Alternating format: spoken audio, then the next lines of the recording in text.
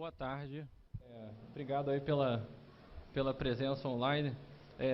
Bom, João Valente já apresenta a Ambipar, diretor de ativos digitais, a empresa responsável pela neutralização de carbono do Green Rio. Eu gostaria de convidar aqui também o Marcel Balaciano para compor aqui a mesa também. Marcel é da Prefeitura do Rio de Janeiro,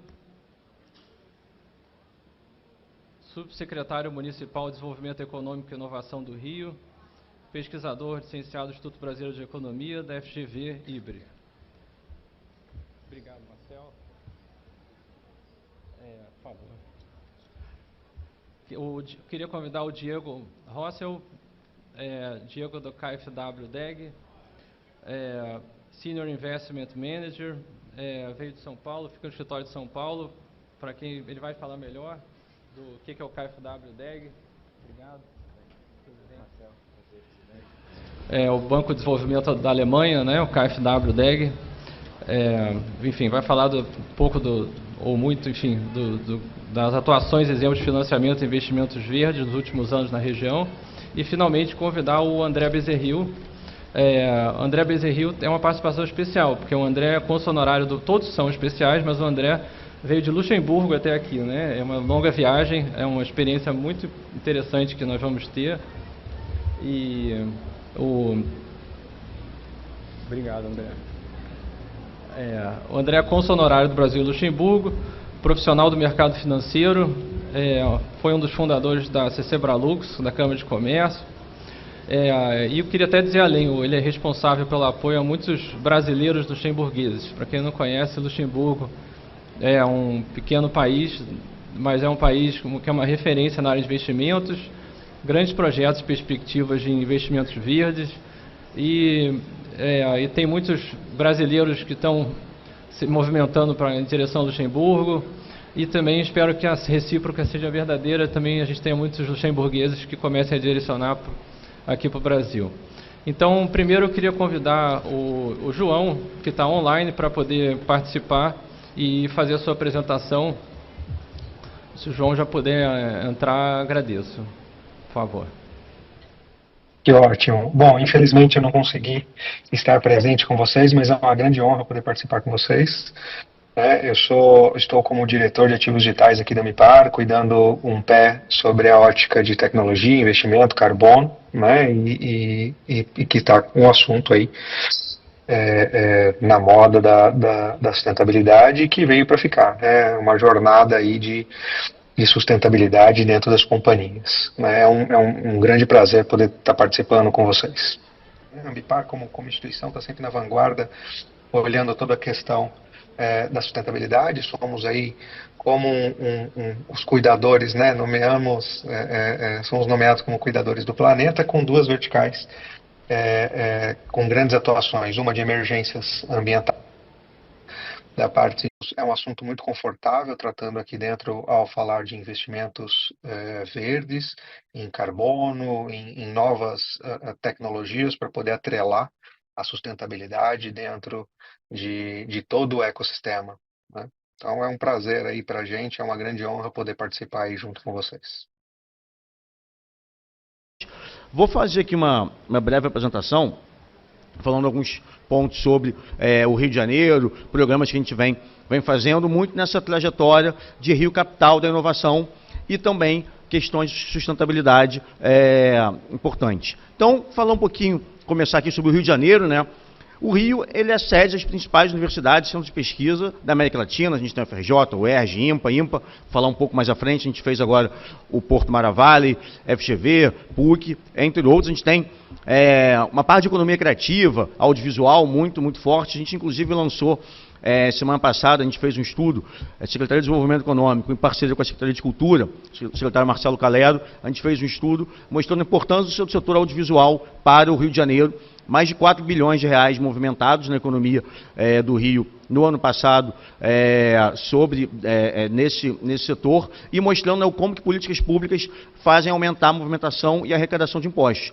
60% da movimentação econômica nesse setor aumentou, cresceu nesses últimos 3 anos, gestão do prefeito Eduardo Paes, fruto também de várias políticas públicas implementadas nesse setor. A gente, né, tem uma das maiores taxas, pessoas na universidade aqui no Rio, uma forte influência da cultura brasileira. Esse soft power é muito, muito importante. Ontem mesmo eu dei uma palestra também num seminário da FGV falando muito sobre esses temas, Carnaval, Réveillon, o show da Madonna, o G20, a gente vai sediar a Copa do Mundo de Futebol Feminino em 27, em resumo.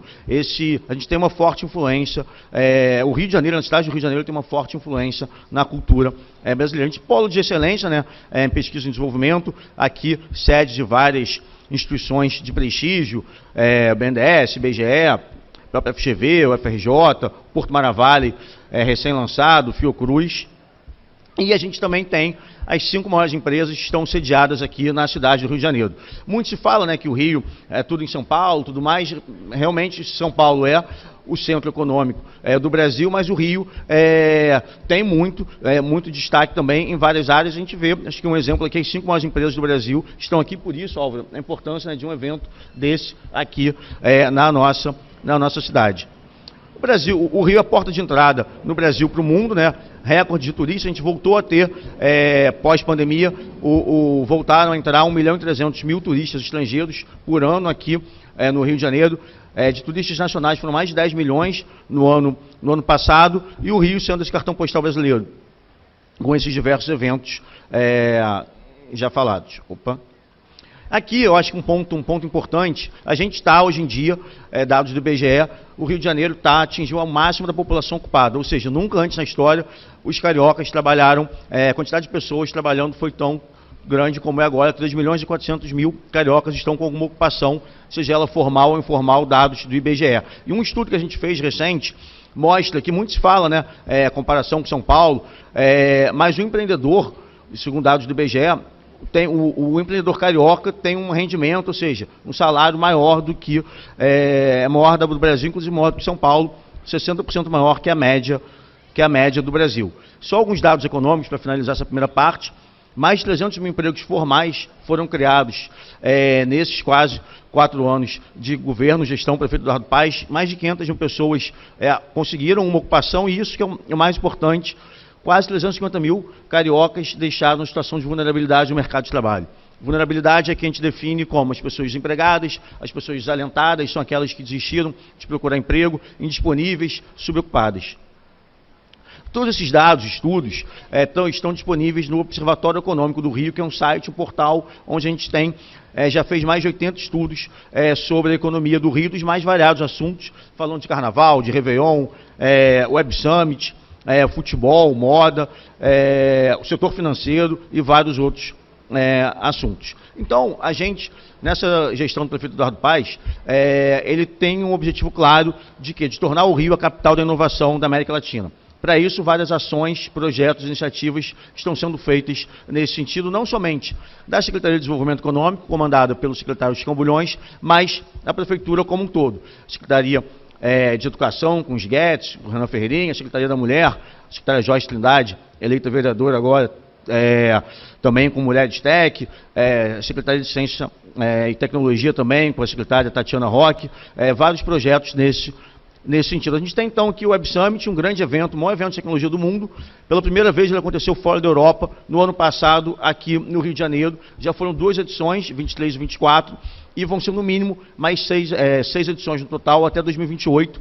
O acumulado dessas 6 edições, a gente espera que seja uma estimativa de R$1,5 bilhão de movimentação econômica, levando quase 1 milhão de pessoas no somatório dessas 6 edições.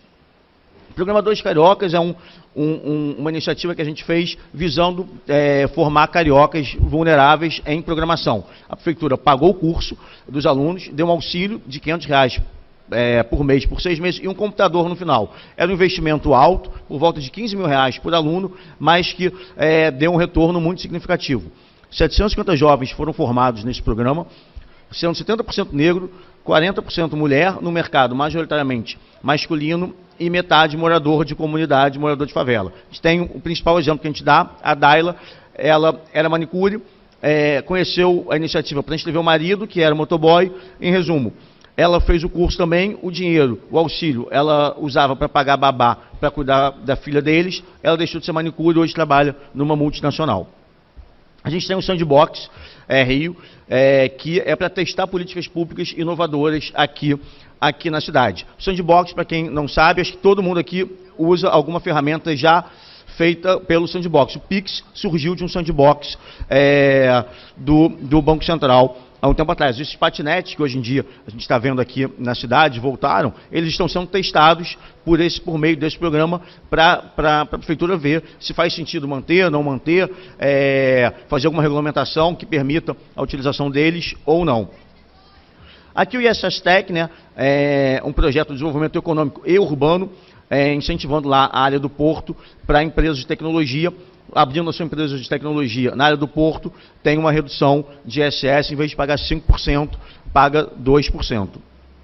Porto Maravilha, que é esse hub de inovação recém-inaugurado aqui na área portuária, né, da cidade, um galpão de 10 mil metros quadrados, onde tem diversas empresas, startups, empresas de tecnologia. São mais de 30 empresas que já entraram lá, e na outra parte do galpão, do local, onde funciona o IMPATEC, que é a primeira graduação do Instituto de Matemática Pura Aplicada, que é um dos grandes orgulhos do Rio e do Brasil. A gente, infelizmente, não tem nenhum prêmio Nobel. A gente tem um carioca, o Arthur Ávila, que tem, ganhador da medalha Fields, o equivalente ao Nobel de Matemática. Quem está tocando isso é o setor privado. A Prefeitura fez um investimento grande, quase 40 milhões de reais, com a parte de infraestrutura, e o setor privado hoje está tocando e fazendo esse ecossistema, ajudando aqui o Rio a se tornar a capital da inovação. Essa graduação são 4 cursos: matemática, ciência de dados, ciência da computação e física, nesse mesmo ambiente, onde o aluno já está tendo as suas aulas e depois, atravessando no mesmo espaço, vai poder ir para o seu local de trabalho. É importante ressaltar que esses alunos todos são escolhidos via Olimpíada de Matemática do Brasil inteiro e oriundos de escola pública. E esse projeto também é de desenvolvimento urbano. Lá a área do Porto está sendo revitalizada, vários prédios em construção, 4 mil moradias novas que vão ter lá na área central da cidade, onde os alunos, inclusive, vão morar também. Aqui, o Centro de Empreendedorismo e Finanças da Manhã, um segundo hub que a gente está fazendo, voltado para finanças sustentáveis, transição energética, lá no icônico prédio do Automóvel Clube. A gente está com uma parceria com a PUC. A PUC, até o primeiro semestre do ano que vem, vai nos entregar um projeto completo, com branding, funding, marca, tudo para esse hub, que vai ser mais um hub aqui da cidade, mas voltado para essas áreas de finanças sustentáveis e transição energética. As obras estão sendo feitas pela Prefeitura também, por meio da RIURB, 40 milhões de reais investidos nessa obra, e também no ano que vem, primeiro semestre, as obras devem estar concluídas. Aqui o ISS Newton, um grande programa de incentivo fiscal para atrair empresas de economia verde, crédito de carbono aqui para a cidade. A gente tem uma espécie de um fundo de 60 milhões de reais por ano, onde as empresas podem se tornar carbono neutro a custo zero. Hoje em dia a gente só tem um mercado voluntário de crédito de carbono, então as empresas, por meio desse programa, a Prefeitura está ajudando a que essas empresas entrem nessa questão de carbono neutro. O primeiro edital já foi aberto e finalizado. Muitas empresas grandes, inclusive, entraram. A Vibra entrou, o Grupo Soma entrou, o Grupo Globo entrou, o Banco Bocom, o antigo BBM, também entrou, Radix. Em resumo, uma série de empresas no limite máximo de 3 milhões de reais por empresa que podem se cadastrar. Aqui eu acho que uma questão muito importante, meu tempo está acabando, mas esses 2 próximos temas são muito, muito relevantes. Muitos têm uma discussão que o mercado financeiro está tudo em São Paulo e tudo mais. É verdade até certo ponto. A gente sabe aqui que o Rio tem muitas assets, muitas gestoras de recursos, e isso foi muito importante. A Bolsa Brasileira de Crédito de Carbono está sediada no Rio de Janeiro. No final de 21, a gente conseguiu atrair a Air Carbon Exchange, uma das principais plataformas globais que transaciona crédito de carbono no mundo. Tem 10% do mercado voluntário mundial.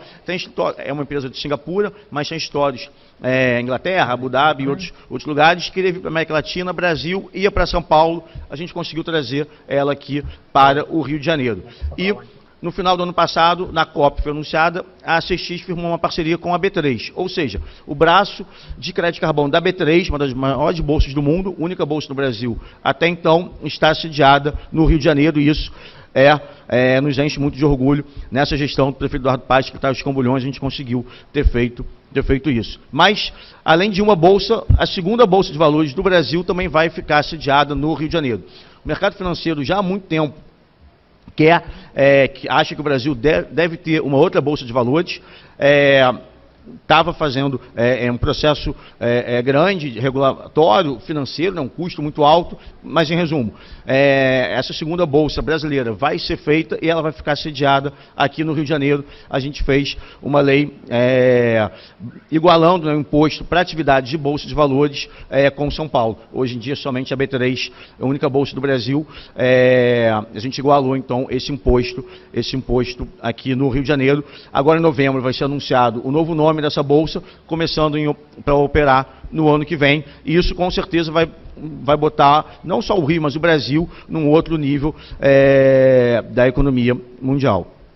Então é isso, consegui, Álvaro, falar no tempo, um pouco rápido, mas no tempo, essa é a mensagem principal. O Rio, a gente tem um soft power muito grande, a gente sabe fazer muita festa, a gente tem carnaval, a gente tem Réveillon, a gente todo maio agora vai ter um grande show, como foi o show da Madonna, que movimentou a economia em 300 milhões de reais, e a gente botou mais de R$1 bilhão em mídia espontânea lá fora. Muitos falam mal do Rio de Janeiro, a gente tem problemas, óbvio, segurança, talvez seja o maior deles, o governo do estado tem que tomar alguma providência sobre isso, mas a gente consegue com esse soft power falar bem sobre o Rio. Então o Rio é o melhor lugar para viver, mas também para trabalhar e investir. A gente também tem esse cartão postal, tem essa vista aqui maravilhosa, mas a gente também sabe fazer negócios, trabalhar e ganhar dinheiro. Acho que essa é a mensagem principal, e mais uma vez, parabenizando aqui a organização do evento, mais um grande evento para a cidade do Rio de Janeiro.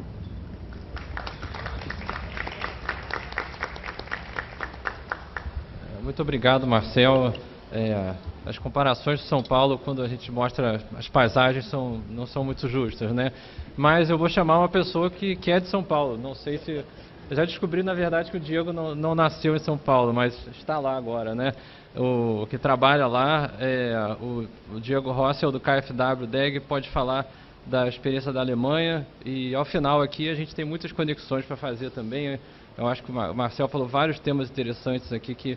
Depois, acho que quando a gente vai poder abrir um pouco para algumas perguntas, vai ser interessante também. Por favor, Diego. Bom, me escutam? Acho que sim. Olá a todos, tudo bem? Boa tarde, é um prazer. Obrigado, Marcel e Maria Beatriz, né? Isso, Maria Beatriz, pelo convite. É um prazer estar aqui. E exatamente, eu não sou de São Paulo, mas eu vivo em São Paulo. Eu sou de Foz do Iguaçu. Minha mãe, eu brinco, né? Eu falo que na verdade eu vim do Paraguai, ela me atravessou, falou, não, você vai ter mais sorte no Brasil, então vai lá. Brincadeiras à parte. Vivo em São Paulo, trabalho na DEG. Para quem não sabe, a DEG é uma instituição de desenvolvimento. É uma instituição financeira de desenvolvimento. Ela tem como mandato apoiar o setor privado em países emergentes. Então, como o Brasil, daqui do escritório de São Paulo, do escritório do Brasil, a gente cobre a região Mercosul, então Argentina, Paraguai, Uruguai e obviamente Brasil. A gente tem mais de 60 anos de experiência atuando com investimentos, vamos dizer, sustentáveis verdes. Então isso não é um tema novo para a DEG, a gente já vem fazendo isso, já vem colocando os nossos recursos à disposição para essas operações. A DEG faz parte do grupo KfW, que é a segunda maior instituição financeira da Alemanha. Ela é 100% detida pelo governo alemão, então a gente tem os maiores níveis de governança e segurança e rating, né, assim, considerando financeiramente. A gente conta com uma carteira, né, de investimentos, de ativos de cerca de 10 bilhões de euros, distribuídos em 90 países onde a gente investe. A gente acredita, né, o nosso mandato é de apoiar o setor privado. E com isso a gente acredita que para a gente atingir e endereçar os desafios globais, a gente precisa apoiar o setor privado. Tanto que dos investimentos verdes, cerca de 60% vem de países da Europa, da Comunhão Europeia. Então, a Alemanha, o grupo KfW, a DEG, acredita nisso e apoia o setor privado. Como que a gente faz esse apoio, né, aos nossos clientes? A gente disponibiliza linhas de financiamento de longo prazo e capital também a gente entra como sócio em uma empresa, né? E com isso a gente entende que apoiando a empresa a gente consegue gerar impacto socioambiental, gerando emprego, melhorando processos, investindo em novas tecnologias, com isso reduzindo o uso de recursos e com isso provendo uma melhora ambiental da empresa. E a gente tem 3 estratégias principais dentro da DEG, onde a gente baliza todos os nossos investimentos, né? Uma delas é o impacto, que inclusive ali tem, no stand do Rio de Janeiro, do governo do Rio de Janeiro, tem as ODS, então é através das ODS que a gente mede os nossos impactos. A gente tem uma outra estratégia, é mudança climática. A gente fez um compromisso público de ser net zero, né? Ou seja, emissão de carbono zero até 2040, e isso não são só as nossas emissões como banco, né, como instituição, como viagens, né, quando a gente circula pelo país ou até internacionalmente, as nossas energias que a gente gasta nos escritórios, mas também o nosso portfólio de crédito. Então, para cada empréstimo, a gente considera esse investimento, a gente conta na nossa carteira essa emissão e essa pegada de carbono. Então, até 2040, a nossa ideia é chegar no net zero, e para isso a gente vai investir em empresas que tenham uma pegada de carbono mais baixa ou que queiram reduzir essa pegada de carbono, também investindo em crédito de carbono. Como o Marcel comentou, né, é um mercado ainda não regulado e voluntário, então isso ainda é um pouco difícil precificar isso, mas a ideia é daqui a alguns anos, conforme esse mercado vai se tornando mais maduro, investindo mais nisso. E a outra estratégia é a transformação, que é o compromisso de atingir os objetivos juntos da empresa, na própria agenda dela de transformação, e gerando assim impactos mais positivos e uma maior resiliência climática para o negócio da empresa. Tá? Todos os nossos investimentos, eles são, seja ele de empréstimo ou através de um equity, né, que a gente chama no mercado financeiro, de uma injeção de capital, a gente faz um monitoramento disso anual com base nas ODS para medir o impacto. A gente usa quando a gente vai investir, a gente faz uma INS Due Diligence, que a gente chama, que é uma diligência socioambiental. E a gente usa os princípios do IFC, do Banco Mundial, para fazer essa análise, para ver aonde que a empresa está em relação aos princípios socioambientais. E a gente também observa a legislação não só interna, mas internacional. Então a gente exige que as empresas, mesmo atuando no Brasil, elas que elas cumpram também algumas legislações internacionais, que às vezes é um pouco mais exigente que a brasileira, não que em todos os casos seja, mas em alguns casos sim. E a gente desenvolveu também uma ferramenta interna que a gente chama de DERA, mas que é Development Effectiveness Rating, que é basicamente uma ferramenta para medir o nosso impacto de desenvolvimento sobre aquela empresa. E anualmente a gente faz essa medida e a gente acompanha essa nota para ver se a empresa piorou, melhorou, e a gente, junto com a empresa, a gente desenvolve um plano de ação para ela desenvolver os seus KPIs, né, seus KPIs socioambientais. Né.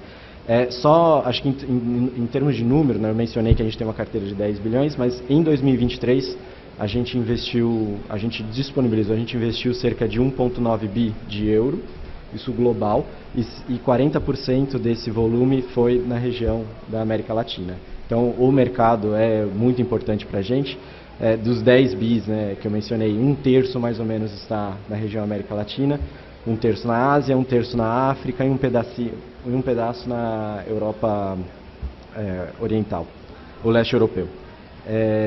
E aí, como que a gente faz isso? Eu trouxe aqui alguns exemplos, só para mostrar como que a gente trabalha. A gente financia um banco no Paraguai, é um sindicato de 120 milhões de dólares, ou seja, um sindicato que é junto com outras instituições financeiras. É um empréstimo verde, onde os recursos eles precisam ser usados para médias e pequenas empresas e que sejam investidos em projetos de energia renovável e tecnologias para melhorar a eficiência no uso de recursos naturais. Outros exemplos, a gente é investidor em um fundo florestal no Brasil, que preserva uma grande área e gera crédito de carbono, e esse crédito de carbono ele é vendido, né, ainda no mercado voluntário, mas ele é vendido gerando recursos. A gente tem um fundo de infraestrutura na Colômbia, onde a gente investiu cerca de 12 milhões de dólares, e esse recurso tem que ser usado para apoiar empresas no setor de energia renovável. No Chile, a gente tem um investimento na casa de 36 milhões de dólares para uma empresa construir 4 plantas fotovoltaicas com uma capacidade total de 48 megawatts. Voltando para o Brasil, a gente tem uma operação de 30 milhões de dólares com um banco cooperativo no sul do país, onde os recursos têm que ser destinados a empreendimentos liderados por mulheres, a gente chama de Gender Finance, né? Aliás, Gender Finance junto a instituições financeiras, uma das linhas que a gente mais gosta de apoiar. Ainda no Brasil, a gente tem uma operação de 35 milhões de dólares com um banco, onde a gente acordou com eles que 50% desse recurso precisam ser usados em operações sustentáveis na região amazônica.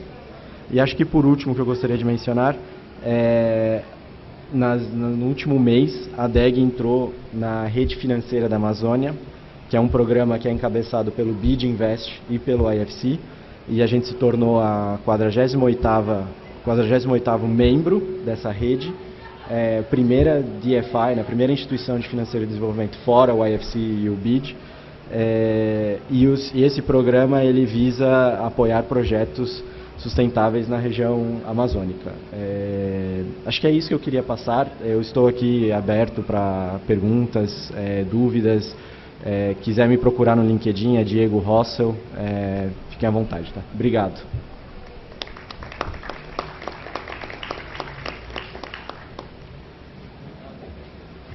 Muito obrigado, Diego. Realmente, assim, a Alemanha é um parceiro muito importante na economia verde, participa aqui do evento. Acho que a gente tem muito o que observar e ver possibilidades de colaboração e cooperação com a Alemanha, né? Finalmente aqui, queria convidar para a parte final aqui o André Bezerril, uma última fala. Já apresentei aqui o André, cônsul honorário do Brasil em Luxemburgo, conhece bastante aí do tema do mercado financeiro. O país é uma das referências mundiais aí em finanças e também em investimentos verdes. Vou deixar para o André, por favor, dar sequência. Muito obrigado. Vou ligar aqui. Você me ajuda? Dá início no... Eu começo me apresentando. Aqui temos. Perfeito. Maravilha. Não, obrigado. Eu vou fazer certinho. Então, eu vou explicar, vou contar um pouco sobre mim, vou explicar qual é o meu vínculo com o Luxemburgo, com a minha função e por que eu estou aqui hoje, e vou mostrar para vocês, fazer uma certa imersão no que é o Luxemburgo, no mercado financeiro de Luxemburgo, e proporcionar muitos fatos e muitas estatísticas, mas eu acho válido que vocês conheçam o Luxemburgo a fundo para poder imaginar e entender a minha visão de como o Luxemburgo pode acrescentar ao mercado financeiro verde do Brasil e as iniciativas de sustentabilidade brasileiras. Então, a propósito da minha história, eu sou cônsul honorário do Brasil em Luxemburgo desde 2016. Eu tenho em torno de 20 anos de experiência no setor financeiro. Trabalho com regulação fiscal e já trabalhei no setor de fundos de investimento. E eu fui nomeado como cônsul, são 8 anos atrás. Fiz um trabalho voltado à comunidade brasileira no início. E em 2018 eu criei a Câmara de Comércio do Brasil em Luxemburgo, CCBralux, com 2 parceiras, uma das quais é prima do Álvaro, Flávia Blay. E presidi essa Câmara por 3 anos e meio, e agora eu passei lá para frente, tenho uma participação mais distante. Porém, como cônsul honorário do Brasil, eu ainda venho trazer informações do Brasil para Luxemburgo e do Luxemburgo para o Brasil. Eu tenho muitos bons relacionamentos no Luxemburgo, inclusive com a Bolsa de Valores Verde de Luxemburgo. Eu vou mostrar alguns fatos aqui, ela vai aparecer nesses slides. E a Bolsa de Valores Verde é a única bolsa 100% voltada a ativos verdes no mundo atualmente. E ela possui hoje a metade de todos os green bonds, né, no mundo hoje. Tá? Literalmente a maior representação de finanças verdes atualmente. Então, o meu trabalho aqui como cônsul honorário, como, digamos, promotor do Luxemburgo, de certa forma uma função voltada a relações exteriores, é 100% voluntário. Eu faço isso pro bono, é uma coisa que é uma paixão minha. E, inclusive, eu estou envolvido profundamente com a Câmara de Comércio do Luxemburgo para trazer o governo do Luxemburgo aqui, o Ministério da Economia, na missão econômica do Luxemburgo para o Brasil de 2025, vai ser em abril de 2025. E a última foi em 2018, eu também auxiliei eles, dessa vez eu estou muito mais envolvido. E foi um período longo entre será um período longo entre essas 2 missões econômicas, e eu tenho vontade o intuito de fortalecer o relacionamento entre os 2 países. Então vamos lá, eu vou mostrar um pouco sobre o Luxemburgo e depois falamos mais aprofundadamente sobre as finanças verdes. Para vocês conhecerem, o Luxemburgo é um país pequeno, como o Álvaro mencionou, com em torno de 650 mil habitantes hoje. Então, bastante pequeno. Porém, é um país de referência na Europa. Brincamos e dizemos que é a capital da União Europeia, é uma das 3, porque Estrasburgo e Bruxelas também são. Mas o Luxemburgo é país sede da União Europeia. Possui 14 instituições europeias, entre elas a Corte de Justiça Europeia, o Banco de Investimento Europeu e outro órgão que vai aparecer, eu vou passar. Mas é um país que tem um valor enorme no setor financeiro, porque o país vive disso, né? O PIB do país gira em torno do setor financeiro. Então aqui tem algumas estatísticas, eu vou começar a ler as estatísticas e daí eu vou passar de slides. Tá? O país tem o maior PIB per capita do mundo, atualmente, o que dizem o Luxemburgo é o país mais rico do mundo. Ratings da Moody's AAA, para os papéis de renda fixa do Luxemburgo, o crédito luxemburguês, ele aqui está dizendo long standing, mas de fato são mais de 20 anos que o Luxemburgo tem a nota AAA do Moody's. A primeira vez foi em 2003. 2003, exato. Foi voltado o primeiro Worldwide Economic Section, enfim, a resiliência econômica, o setor financeiro está em primeiro lugar no mundo. Enfim, eu vou passar rapidamente para algumas mais importantes, assim, eu estou vendo que o meu tempo vai... Se bem que você falou que eu posso estender um pouquinho, então eu vou tomar liberdades. É o segundo país mais sustentável do mundo, primeiro em World Trade Open, abertura para troca global. O Luxemburgo tem mais de 80 tratados fiscais bilaterais. Quinta economia mais globalizada do mundo, vai em linha com isso. E o primeiro, no quesito de green bonds, como eu disse, são metade dos green bonds do mundo no Luxembourg Green Exchange. E terceiro de 133 em estabilidade política e primeiro em capacidade de atrair talentos. O Luxemburgo tem uma diversidade e uma das coisas que proporciona esse dinamismo do setor financeiro de Luxemburgo é a força de trabalho, o workforce luxemburguês, que é composta não só da população luxemburguesa, mas de em torno de 250 mil, o que nós chamamos de frontaliers, são pessoas que vêm dos países que fazem fronteira com Luxemburgo, então são Alemanha, Bélgica e França, diariamente para trabalhar no Luxemburgo e retornam para os seus países no final do dia. Então a população ela flutua de 650 para 1 milhão entre dia e noite, para vocês entenderem o tamanho do país.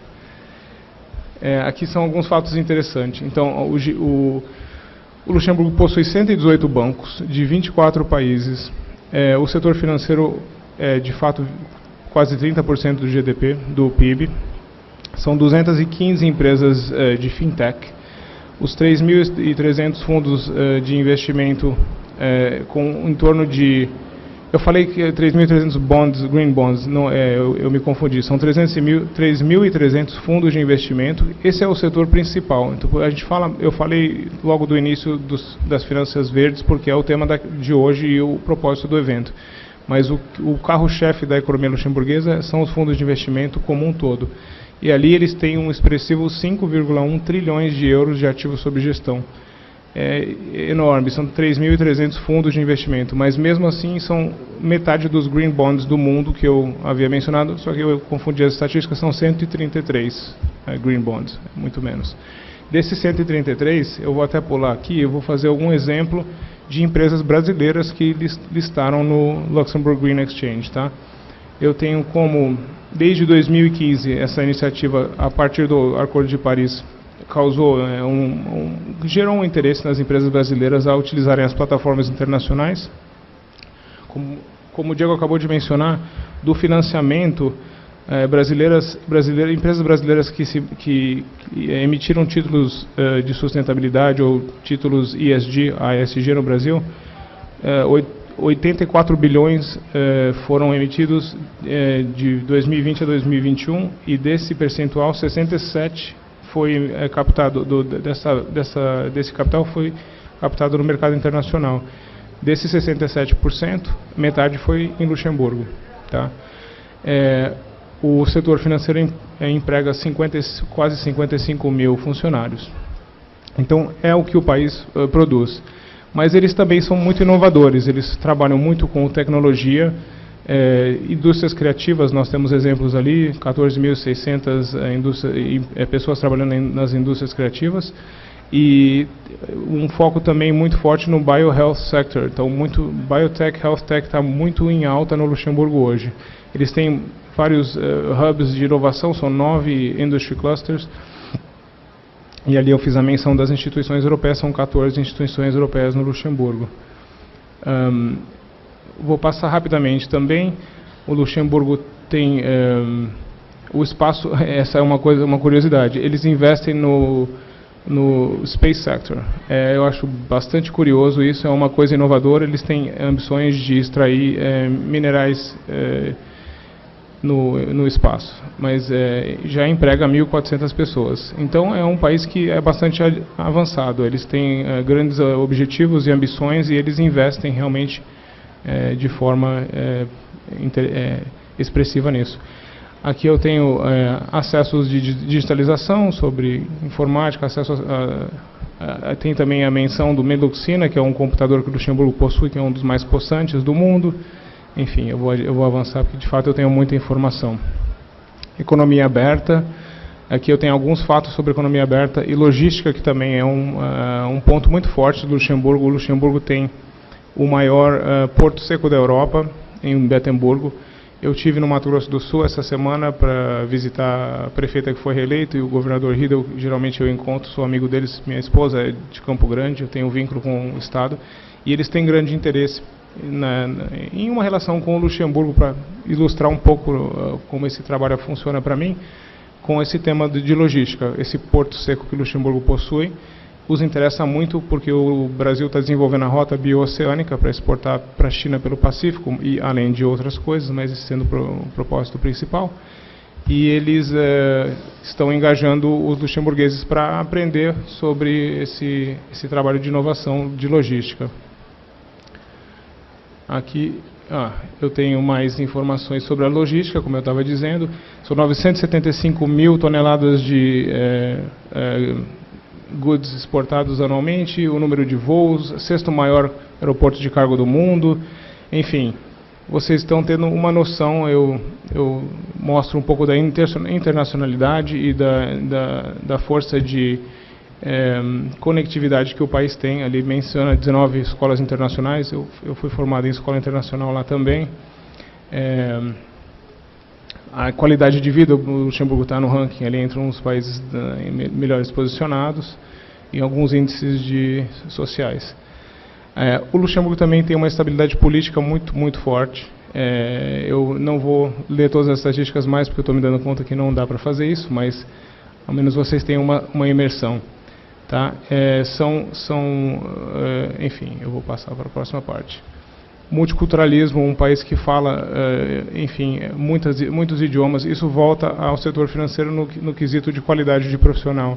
O Luxemburgo, você aprende na escola francês, luxemburguês e alemão de ofício, porque são as línguas oficiais do país. A língua jurídica, é o francês, mas as outras duas também podem ser utilizadas. E o inglês todo mundo aprende na escola. Então, todo luxemburguês, praticamente todos os luxemburgueses falam 4 línguas, e com a descendência de Itália, Portugal, França, muitos brasileiros agora, como nós sabemos, né? Você tem 5 línguas, facilmente, a maior parte da população fala. E alguns mais, porque tem os interesses particulares. Por falar em Luxemburgo, eu aproveito para dizer que o Luxemburgo e o Brasil têm esse vínculo de descendência, né? O Álvaro é um deles. E eles chegaram a 29 mil passaportes emitidos para brasileiros descendentes de luxemburgueses. Então, o Brasil vai tomar uma posição muito expressiva na demografia, na realidade luxemburguesa e na política, né? Porque vocês com identidade podem votar e devem votar lá. Então, isso vai ser bem interessante também. E eu vou como o meu tempo está acabando, eu vou fazer uma menção rápida sobre o último slide. Eu ia passar para vocês, mas eu vou só focar em algumas coisas que me interessam mais.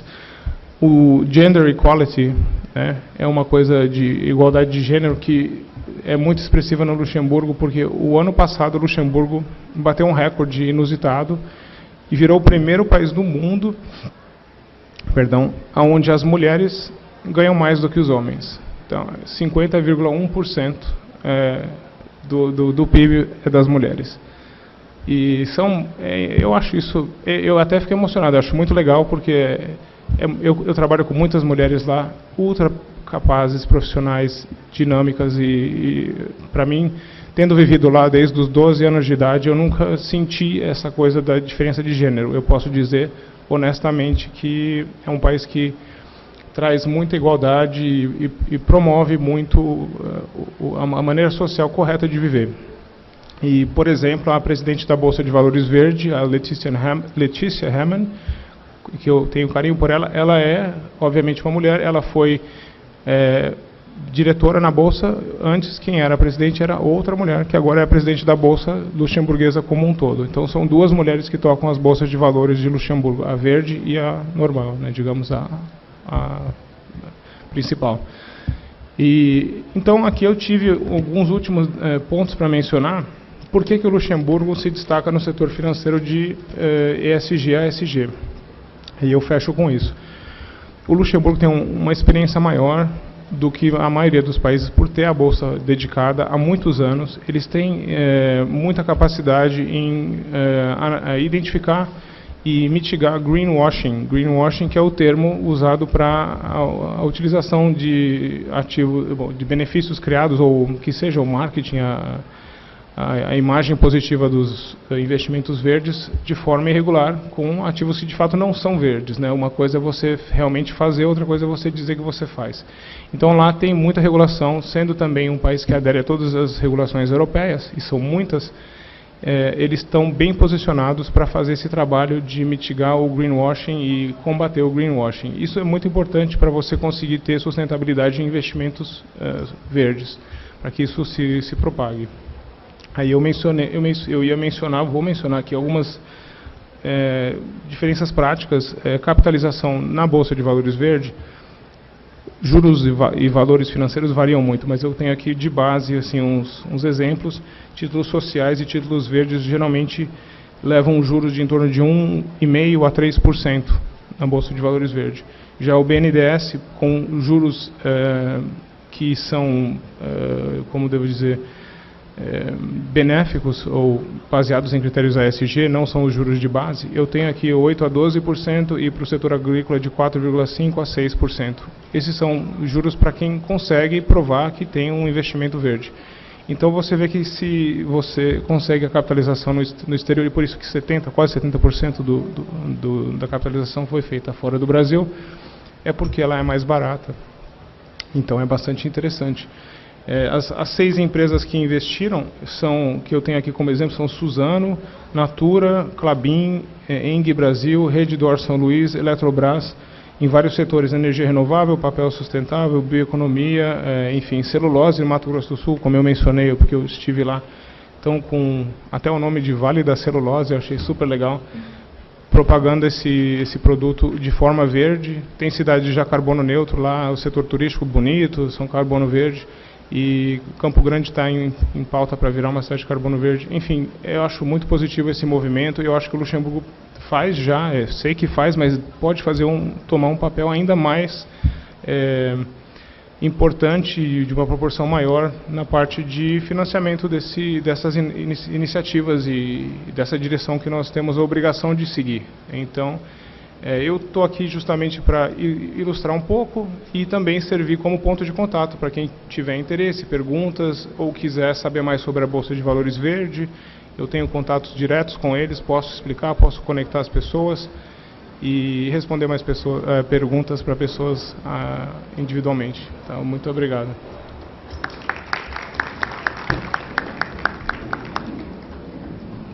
Bom, muito obrigado, André. Acho que muita gente aqui que prestou bastante atenção se animou para Luxemburgo, né? Espero que sim. As referências são as melhores possíveis. E queria... a gente tem tempo para poder ter algumas perguntas. Queria abrir aí, por favor, para quem quiser aproveitar a oportunidade, fazer algum comentário, alguma pergunta sobre algum dos temas aqui dos participantes. Não sei se alguém quer falar alguma coisa, experiências aqui. Eu sei que tem gente do mercado de carbono, de outros países. Eu vou puxar um pouco para o começo. Eu estava meio em dúvida aqui, mas eu queria saber se o João podia comentar um pouco ali do processo voltar um pouco ao tema do carbono, né? O Green Hill teve a neutralização de carbono, e uma preocupação nossa é a credibilidade do trabalho da certificação. Talvez comentar um pouco, João, dessa questão, que eu acho que talvez depois até na mesa é um tema interessante, né? Eu acho que o greenwashing é uma preocupação que a gente tem no mercado, e eu acho que a gente tem que ficar atento a isso, né? Verdade. Vocês me ouvem bem? Sim, tudo tranquilo agora. Boa. Vamos lá. A gente tem, dentro de casa, né, dentro da Ambipar, a gente tem um dos assuntos muito confortáveis para poder tratar é o carbono. Né, é a descarbonização e a forma com que a gente lida com isso há mais de 10 anos, de 12 anos aí no mercado. Né? Quando nós falamos sobre o crédito de carbono, nós estamos colocando em pauta a credibilidade sobre a geração desse crédito de carbono, né? O que ele pode, o que ele dá de adicionalidade, quais são os critérios das certificações. Né?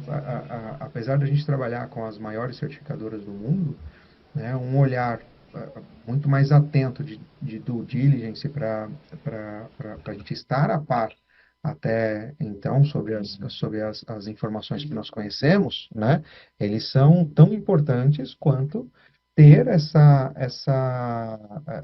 certificação ou ter essa rastreabilidade. Né? O que nós conseguimos fazer aqui dentro, né, do pé da tecnologia, aliar esse crédito de carbono com uma tecnologia de rastreio, né, uma tecnologia de rastreabilidade que traz um conforto, né, desde quando ele é sequestrado, desde quando esse carbono é sequestrado lá na sua fonte, seja ele por matriz energética, ou o reflorestamento, a agricultura regenerativa, ou até preservação florestal, que é o REDD+, né, até quando ele é aposentado, que é o termo científico quando a gente utiliza esse crédito de carbono. Então, para você evitar, né, a grande questão da gente ter a evidência sobre a compensação, o grande desafio é como é que você mostra que isso não tem dupla contagem, que isso não tem gasto duplo, né? E nós aliamos o blockchain, que é uma tecnologia disruptiva de registro imutável, né, com a geração ou com o sequestro de carbono até a aposentadoria. Então, dentro do certificado, pelo que eu já fiquei sabendo, o certificado foi entregue, né? Foi bem legal, como a gente tem feito aí em outros eventos. E lá nesse certificado de carbono existe o serial number do crédito de carbono, que é o chassi, né? É a numeração que a certificadora dá sobre esse registro, e o hash ID do blockchain, são duas auditorias públicas. Esse hash ID ele vai mostrar, né? O blockchain ele vai mostrar que esse crédito de carbono foi utilizado para este fim específico, né? Então, quando a gente fala em grande comercialização de crédito de carbono, a garantia da rastreabilidade, da geração, de provar a adicionalidade e de toda a garantia dessa certificação ou desse crédito de carbono, ele é evidenciado com prints ou com informações públicas, né, com informações de auditoria pública. Apesar de termos as auditorias, que nós temos a Certic que audita nosso código, né, que é um smart contract, 24/7. Então, tudo que a auditoria de código ela faz é mostrar que a proposta da Ambify, que é o nome do nosso produto, né, da Ambify, de ter a geração e ter a aposentadoria, ela realmente acontece dentro do smart contract. Um código limpo, um código claro. Então, evitar, né, ou fechar essas lacunas de greenwashing, né, tanto de criptoativo quanto de sustentabilidade, quanto das duas questões, elas são tão importantes quanto o meio de todo esse ecossistema funcionando, né? Eu vou aproveitar. Olá, João. Eu vou fazer uma pergunta para você, tudo bem? A minha curiosidade com a regulação que se torna obrigatória em 2025 de reportagem ESG imposta pela CVM, você acha que a certificação de crédito de carbono fica mais fácil, mais, como dizer, viabilizada? E a verdadeira pergunta é se isso é um passo para nos aproximar do crédito de carbono obrigatório. Pode ser, né? Um pouco mais da sua primeira questão. Eu acho que a gente deve caminhar para uma certificação padrão, né? Então, eu acredito que a padronização das certificações, ela nos gera um pouco mais de clareza, um pouco mais de controle para poder discutir adicionalidade e discutir realmente esse corte da sustentabilidade quando a gente fala em aquecimento global, né? E de tudo que essa adicionalidade, seja ele qual for a fonte motivadora do crédito de carbono, ou energia, né, ou matriz energética, ou agricultura regenerativa, ou preservação. Então, toda essa adicionalidade da fonte do crédito de carbono, se a gente tiver uma regulação, ou uma certificação, uma padronização, a gente consegue ter algumas regras um pouco mais claras, né? E as diferenças da metodologia, elas devem se difundir numa forma clara, ou por certificação legal, né? Legal imposta, né? Regulamentada, ou por uma certificação do mercado regulado, né? Então, eu acredito que essa forma de padronização deve nos ajudar, como a ISO nos ajuda, como os padrões de processos nos ajudam a entender o que é, claro, o que é um crédito de carbono, né, nesse caso, e como é que isso se prova na adicionalidade, né? Isso é o que eu acredito, né? A outra questão sobre nos ajudar a estar no mercado regulado, eu acho que é consequência, né? Então, a partir que a gente tem uma padronização e uma regulamentação e uma legislação que nos direciona, né, a se tornar um mercado regulado e uma obrigatoriedade para os reportes, para as compensações. Porque, assim, imagina, o propósito, e eu acredito que a gente já está pacificado, né, que o propósito é a redução das emissões, né? Então, utilizar o crédito de carbono como ferramenta complementar para chegar até o net zero ou para diminuir um pouco mais as emissões de carbono, né? Mas o foco principal é a redução de emissões, né? E aí a gente acreditar que uma companhia, uma indústria ou um setor específico ser carbono zero pelas suas operações, ele é um pouco difícil, né? A quantidade de emissão ou o investimento em tecnologia sempre vai precisar existir. Então a gente acredita que a utilização desse crédito de carbono é uma ferramenta complementar, porque pacificadamente a gente já tem que a redução das emissões é o propósito inicial. Eu respondi tudo, porque às vezes vai me dando, às vezes eu vou me empolgando, eu vou entrando um pouco nos assuntos mais a fundo, Sim. vou esquecendo Não, as sim, questões mais... muito obrigado, e ficou nítido que o carbono zero vem em primeiro lugar. Talvez o crédito de carbono obrigatório seria uma compensação subsequente para quem não atingir a meta, né? Muito obrigado, João. Imagina. Eu acredito que essas iniciativas de investimento, né, não só em bolsas, mas também em fundos de investimento, né, que tem aí essa propensão para investimentos em energia renovável ou mesmo em fontes de tecnologia, ele é primordial, ele é essencial para que a gente consiga essa curva, ou a gente consiga regredir essa curva da mitigação do aquecimento global, né, da mitigação dos riscos das mudanças climáticas, porque o investimento em tecnologia, ele anda junto com a quantidade de carbono que você precisa para uma compensação complementar. Muito obrigado. Alguém tem mais alguma pergunta? Fazer algum comentário? Diego, como esse assunto está sendo tratado aí lá no DEG, questões enfim, credibilidade dos projetos, certificação de projetos, como vocês estão vendo isso do escritório do DEG? Depois queria ouvir o Marcel também. Desculpe, alguém tem uma pergunta? Desculpe, tem uma pergunta ali. Desculpe. Oi, boa tarde. Não, você estava tão empolgado que eu não quis interromper a pergunta. A pergunta para o André, especificamente sobre a Bolsa de Luxemburgo, a Bolsa Verde e os títulos. Eu não sei se eu vou fazer uma pergunta muito específica, então fica à vontade para me cortar. Mas eu queria saber como as empresas conseguem acessar, emitir os bondes verdes, ou o que seria o do's and don'ts para acessar o mercado e começar a transacionar, propriamente dito, créditos emitidos em outros lugares ou lastreados em outras empresas. Primeiro, boa tarde, Bruno, tudo bem? Bom te ver.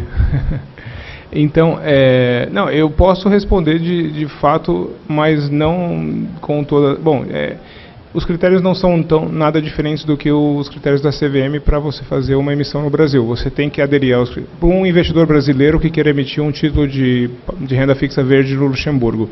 Ele teria que estar conforme com os critérios da CVM no Brasil primeiro, depois os da CSSF, que é o órgão controlador do setor financeiro de Luxemburgo, e são critérios muito semelhantes. Aí a parte de certificação ESG, ela é feita também muito de forma semelhante como do Brasil, e essa padronização é algo que, como o João mencionou dos créditos de carbono, é algo que nós buscamos para poder depois, como já foi feito com os títulos de renda fixa, para poder viabilizar também, passando já, desculpa, para outra pauta, os créditos de carbono que possam ser comprados entre os países. Mas é uma coisa que, para você, se você tiver interesse em saber exatamente os critérios, a melhor maneira é eu posso te colocar em contato com eles diretamente, mas o Luxembourg Green Exchange, LGX, tem um site que tem uma área de training, e você pode acessar, e eles educam todo mundo a respeito de todos os processos,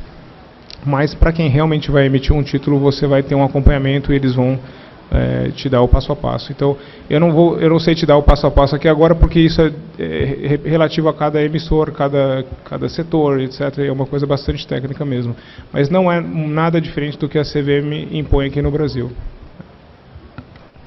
Acho que, se eu puder só complementar um pouco, quando a empresa vai emitir, ela tem que estabelecer um framework de sustentabilidade ambiental.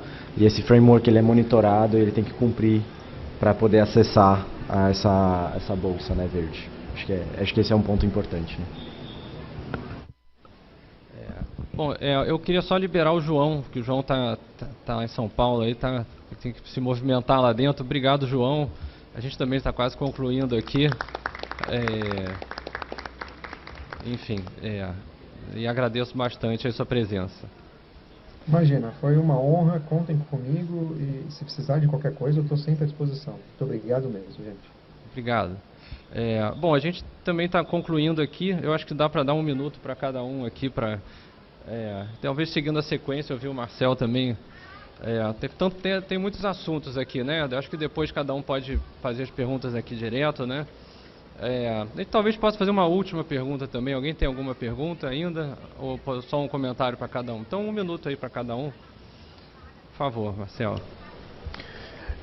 Mais uma vez aqui agradecendo a Álvaro e Maria Beatriz pelo convite. E reforçar isso que eu falei no final, né? O Rio é o melhor lugar para se divertir, mas também trabalhar, investir. E nesse aspecto, especificamente de crédito de carbono, de economia verde, a gente está com esses 3 grandes projetos que se combinam, né? Mas um é o ISS neutro, que é um maior incentivo fiscal a nível mundial de um município. O mercado voluntário de crédito de carbono não é algo mais ou menos aproximadamente uns 2 bilhões de dólares. Hoje em dia a gente está com um incentivo de 60 milhões de reais por ano, então é algo muito significativo. O primeiro edital já aconteceu, o segundo a gente deve abrir agora nas próximas semanas, e ele vai continuar aí por mais alguns anos. Uma questão, né, a reforma tributária, mas não vai atrapalhar tanto a reforma tributária para o ISS neutro, porque vão ter as questões gradativas ainda, então a gente ainda vai ter bastante tempo desse incentivo. E, por fim, falar também da Bolsa de Crédito de Carbono, né, da ACX, Air Carbon Exchange, que está aqui no Rio de Janeiro. A gente fez o primeiro leilão de micromobilidade urbana do mundo, aquelas bicicletas que o Itaú, na verdade o Itaú patrocina, né, são bicicletas da Tembice, a empresa de compartilhamento de bicicleta. A gente fez o primeiro leilão de gás de efeito de estufa gerados na cidade do Rio de Janeiro pelos usuários das bicicletas, transacionados numa bolsa, numa plataforma sediada no Rio de Janeiro, e isso foi o primeiro exemplo disso, a primeira transação desse tipo do mundo. Então acho que é isso. O Rio, essa temática, né, muito cara para o Rio de Janeiro, para o prefeito Eduardo Paes. O prefeito Eduardo Paes, um dos primeiros cargos que ele ocupou foi de secretário de Meio Ambiente, na gestão do ex-prefeito Cesar Maia. O próprio vice-prefeito eleito, Eduardo Cavalieri, também começou sendo secretário do Meio Ambiente. E a gente teve Rio 92, estamos em Floresta da Tijuca. A primeira cidade que teve inventário de emissões de gás de efeito de estufa da América Latina foi o Rio de Janeiro. Então acho que é isso. Mais uma vez, obrigado aqui pelo convite.